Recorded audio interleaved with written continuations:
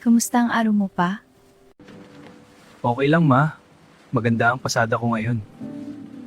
Salamat sa Diyos at maayos ang kita mo ngayon pa.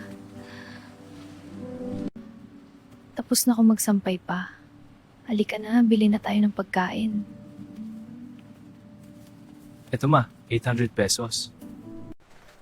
Pasan galing tong pera? Imposible sa pagpedicab lang to.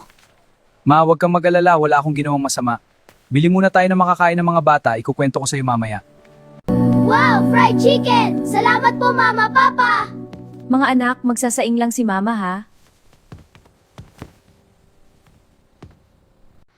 Mag-usap tayo sa kusina pa, baka marinig ng mga bata. Saan galing yung pera? Sabihin mo ang totoo. Saan galing yung pera? Sabihin mo ang totoo. Alis na ko, ma. Balik din ako bago magtanghali. Panginoon, kayo na pong bahala sa akin. Magandang umaga! Sakay na po, 50 pesos lang ang pamasahe. Salamat po! Ilang oras pa ang nagdaan at kinaawaan ng Diyos si Ricardo. Nagkaroon pa siya ng 4 na pasahero, dahilan para kumita siya ng halagang 250 pesos. Ay salamat po Panginoon, may mauwi akong maayos sa asawa at mga anak ko. Isang pasahero pa at uuwi na ko. Iho, pakihatid ako sa kabilang street. Sige po tay, sakay na po.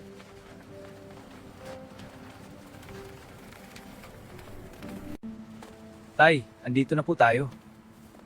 Bayad ko, iho. Salamat tay, ingat kayo.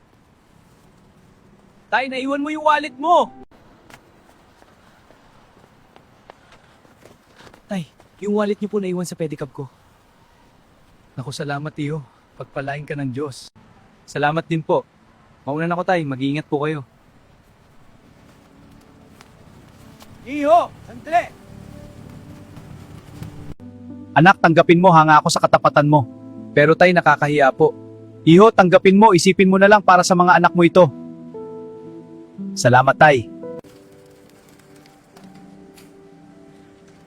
Salamat po, Panginoon. Makakauwi na ko. Yun ang totoong nangyari, ma. Hindi ko agad nasabi dahil wala kayo pag-uwi ko. Nag-alala ko pa. Di bale nang mahirap tayo basta wala tayong inaapakan tao. Mga anak, kain na tayo!